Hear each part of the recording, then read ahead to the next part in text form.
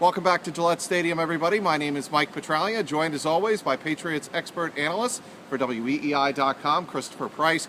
Chris, it is frigid. The Patriots, believe it or not, were outside Wednesday morning getting ready in their bye week for whomever they will be playing. One of three teams. We know it'll either be the Cincinnati Bengals if they beat the San Diego Chargers on Sunday afternoon at Paul Brown Stadium, or it'll be the winner of the Colts-Chiefs game if the Chargers beat the Bengals.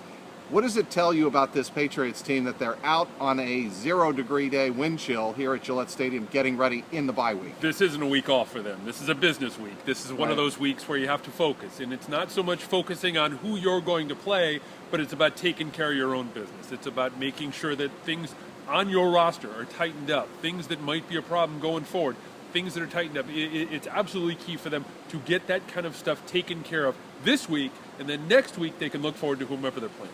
All right, one big subject touched on this week at length by Bill Belichick was special teams. I asked Bill Belichick in the press conference, is there a way you can coach what LeGarrette Blount did on Sunday, 8 yards deep in the end zone, returning kicks 83 and 62 yards. They were the two big key plays of that game. How do you coach that up?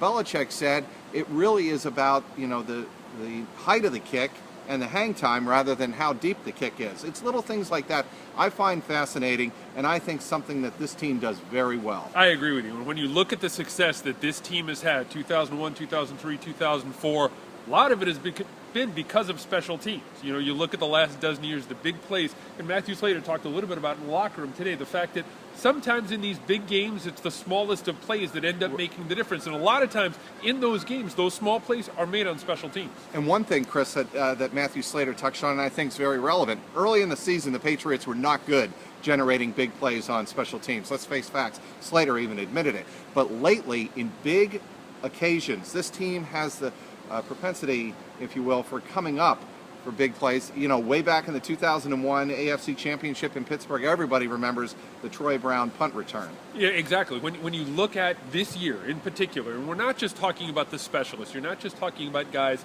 like Gostkowski, Ryan Allen, Danny, right, those kind of performances. You're talking about guys like Julian Edelman and his ability to be a consistent guy when it comes to those punt returns, not to fumble the ball, to be able to make something out of nothing. Nate Ebner, who's been able to come up with some very big plays in coverage. Exactly, in coverage. We saw we saw him recover an onside kick on Sunday. We've seen him be a disruptive force on special teams. We've seen Slater be a disruptive force on special teams.